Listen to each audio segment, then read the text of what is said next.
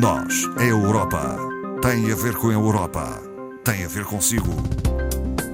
À sexta, uma reflexão sobre a atualidade europeia. Está de volta ao espaço rádio da Antena 1 Madeira, o Nós, a Europa. Retomamos assim as conversas com Ana Rita Barros e Marco Teles. Hoje a interlocutora é a doutora Ana Rita Barros, é formadora do Centro de Informação Europeia Jacques Delors. Boa tarde. Muito boa tarde, Ana Marta. Bem-vinda de novo. Vamos dar início a uma série de programas em que vamos voltar a falar da União Europeia. Há uma nova comissão, foi designada também a equipa de comissários que acompanharão Ursula von der Leyen neste novo mandato.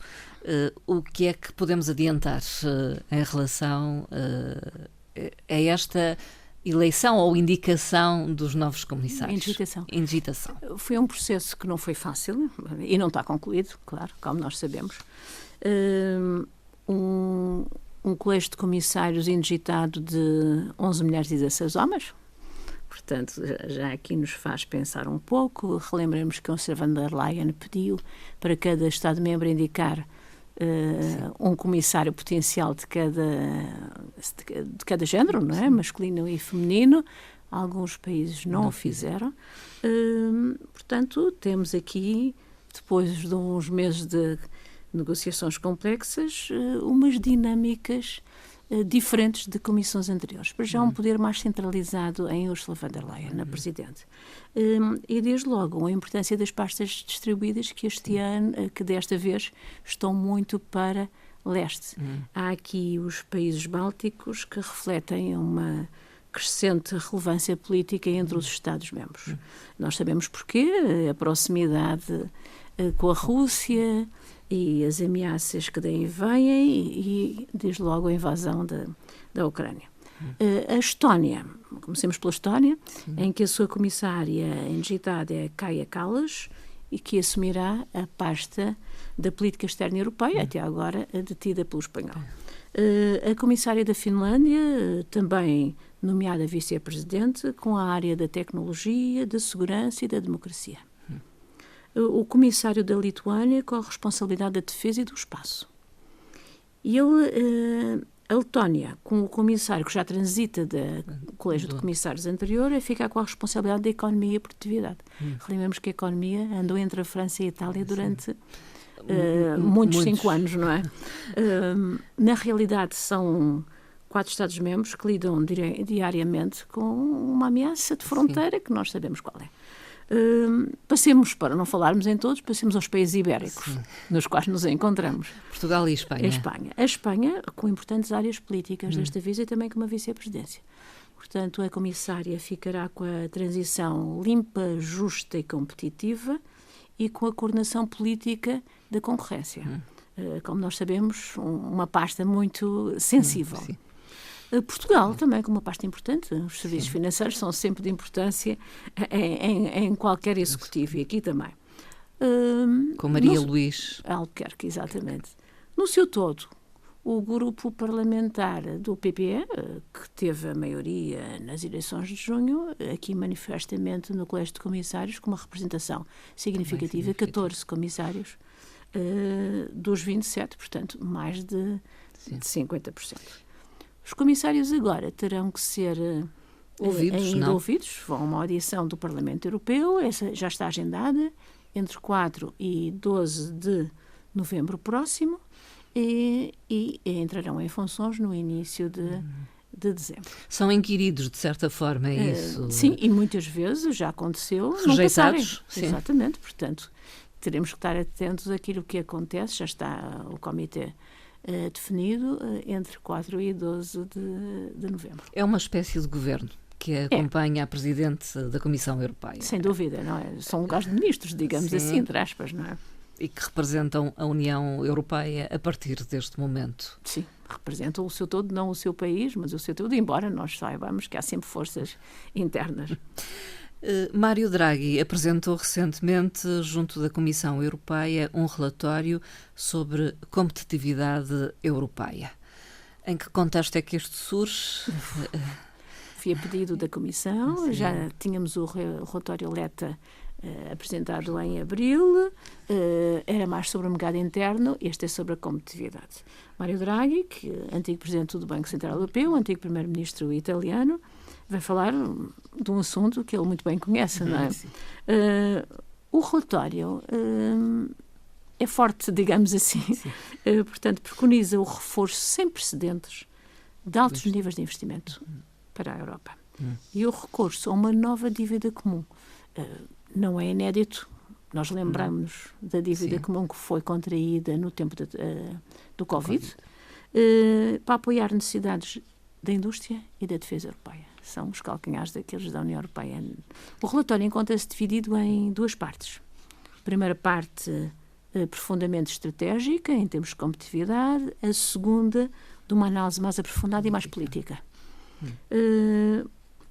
Desde já, o relatório começa por referir o baixo crescimento da produtividade europeia e o desfazamento em relação a países terceiros, nomeadamente os Estados Unidos, com quem nós nos comparamos em termos de Europa muitas vezes. Este desfazamento vem em termos de PIB, para já, PIB per capita, bastante diferente e bastante superior em relação ao da Europa, e por isso o relatório elenca aqui 3 grandes mudanças para a Europa de hoje, e que são, para já, a aceleração da inovação e dos novos motores de crescimento da economia europeia. Relembra o relatório que apenas 4 empresas europeias estão entre as 50 maiores empresas mundiais na área da tecnologia. E isso é significativo. Segundo ponto, reduzir o preço da energia. O fator energético pesa. A nossa dependência em relação ao exterior é grande nessa área e tem implicações a nível da indústria. Draghi também enfatiza que é preciso aproveitar a economia circular, a recuperação e a descarbonização da indústria. E aponta que o preço da eletricidade é na Europa 2 a 3 vezes superior dos Estados Unidos, e se pensarmos no gás natural, 4 a 5 vezes superior, o que tem custos enormes nos fatores de produção. Para reduzir o preço, o que apela a Draghi é um plano conjunto de aquisição e de produção de energia. Nós sabemos. Como já se fez no passado. Sim, já se fez, exatamente, mas há sempre aquela diferença, os do Sul se abastecer num lado, os do Norte do outro, as dificuldades em transferir energia de um lado para o outro, enfim. E, por último, indica que é preciso reforçar a segurança e a dependência externa europeia para manter a resiliência da Europa num ambiente geopolítico difícil e altamente volátil, como nós sabemos hoje em dia. Como medidas estratégicas, o relatório sublinha a necessidade da implementação total do mercado interno. Já o Henrique Letta falava nisso. Alinhando políticas, indústrias, concorrências e fazendo a aplicação de fundos a sectores e não a empresas individualmente. Portanto, sectores de atividade europeus. Ou seja, fazer um plano transversal para o europeu. A vários países. O investimento tem que ser maciço, segundo o Draghi. É uma necessidade premente e propõe para isso a integração dos mercados de capitais. Hoje nós sabemos que a União Económica e Monetária nunca foi completada e que os mercados de capitais, enfim... estão fora. Estão separados ainda por países, digamos assim. O que é que ele preconiza? A integração dos mercados de capitais, canalização das poupanças dos Estados-membros para um investimento para-europeu. Difícil. E depois, por último, aponta um ponto muito sensível, a reforma da governação europeia, simplificando a legislação europeia. Segundo o relatório, muito difícil de aplicar e até com custos elevados para pequenas e médias empresas. E aponta como exemplos o regulamento da proteção de dados, que algumas empresas têm dificuldades, ou até a implementação das embalagens, das novas embalagens e a repercussão que isso tem nos custos empresariais. Nesse sentido, apela aos parlamentos nacionais para que apliquem o princípio da subsidiariedade e contrariem a excessiva produção legislativa, mesmo europeia, fazendo mais com que ela seja aplicada em detrimento de produção de nova legislação para aplicar a anterior, que é o que muitas vezes acontece, a legislação da legislação. Portanto, são pontos sensíveis. veremos. Que serão apreciados, serão certamente. apreciados, com certeza que será produzida muita informação da Comissão sobre esta matéria e depois o Conselho tem sempre uma palavra a dizer, como nós sabemos. Mas e o influenciará, Parlamento, com certeza. certamente. A Comissão Europeia apresentou também o quadro financeiro plurianual 2028-2034.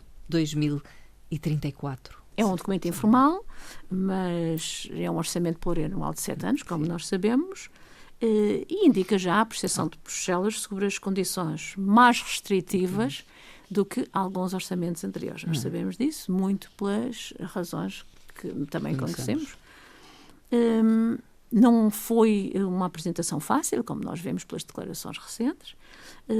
Um dos pontos apresentados é que dos programas atualmente em vigor nos Estados-membros, que são 530, propõe-se o seu agrupamento em um único fundo por país e aplicável a despesas sectoriais, desde subvenções à agricultura até o setor social. Portanto, é aí que muitos críticos apontam a sua opinião negativa sobre este projeto, que não deixa de ser um projeto. A dificuldade de implementar. E as consequências que isso tem. E as consequências também. Mais uma vez, a tal centralização que já se via quando falamos do Colégio de Comissários indejeitado. As condições são elevadas. 1,2 bilhões de euros para 7 anos a preços atuais. Estando indexadas ao cumprimento de medidas, também já não é novo, já vimos isso. Portanto, como por exemplo, cumprir a aplicação de uma agricultura biológica e condicionar lá a concessão da subvenção para esse efeito. Ou, por exemplo, cumprir a política de género para ter acesso a uma subvenção de política social. As atuais condições da economia europeia e o conflito que temos à porta... Assim o determinam, é isso. Condicionam todo o executivo comunitário. A proposta de investimentos, dos investimentos sectoriais, é um pouco mais frugal. Portanto, completamente banir o que eles consideram investimentos improdutivos e reforçar novas prioridades, que são a indústria e a defesa europeia. A proposta estabelece também uma ligação direta entre reformas determinantes por Estado-membro e o investimento. E até condiciona substancialmente o desbloqueamento da subvenção ou cumprimento das reformas pré-estabelecidas. É aí que muitos divergem desta opinião. O documento propõe até a fusão de vários fundos, como nós os conhecemos. Para já na área da investigação, da inovação, da criatividade, criando um fundo único chamado o Fundo da Competitividade. É capaz de ter já absorvido alguma das ideias do relatório Draghi. As críticas surgem principalmente das instâncias de dimensão local e regional, como nós vimos as declarações até do Comitê das Regiões. E já foi expressa por uma carta aberta que circula e que já tem 130 regiões que a subscreveram.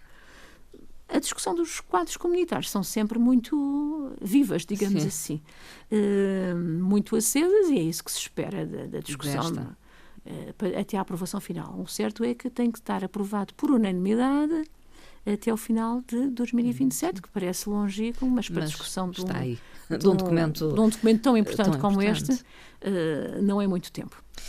Taxas de juro diretoras do Banco Central Europeu foram anunciadas a 12 de setembro, uma descida. Uma descida de 25 pontos base, 0,25, portanto fixando a taxa de facilidade permanente de depósito em 3,5%, que é que normalmente nós nos orientamos, embora também tenham baixado as taxas de refinanciamento e de liquidez para 3,65% e 3,90% respectivamente. O BCE suporta esta descida no controle da inflação, embora diga que as previsões para 2024 no todo europeu ainda são de 2,5% para 2024, 2,2% para 2025, só baixando dos 2%, o tal número mágico, digamos assim, 1,9% a previsão para 2026. Aponta como factores inflacionistas a pressão sobre os custos de mão de obra na Europa, o fraco investimento, o fraco consumo em alguns Estados-membros, e indica que para este trimestre que agora se iniciou em outubro, os preços ainda vão subir no conjunto da Europa, porque o custo da energia vai ter uma subida. As condições de financiamento na Europa continuam restritivas, no entanto, os preços não têm, o mercado não é competitivo e não tem, como nós sabemos, evoluindo. As alterações entraram em vigor no dia 18 de setembro e, pelos factos apontados, não se prevê que a muito curto prazo voltem a descer. Portanto, vamos manter há algum tempo estes 3,5% da taxa de felicidade permanente de depósito. Doutora Ana Rita Barros, vamos terminar. Como é habitual, vai deixar uma frase no ar, digamos assim, para reflexão. Uma frase da Presidente do Parlamento Europeu, reeleita em julho, Roberta Metsola, retirada do seu discurso pós-reeleição, e que diz o seguinte: esta será sempre a casa de todas as pessoas na Europa.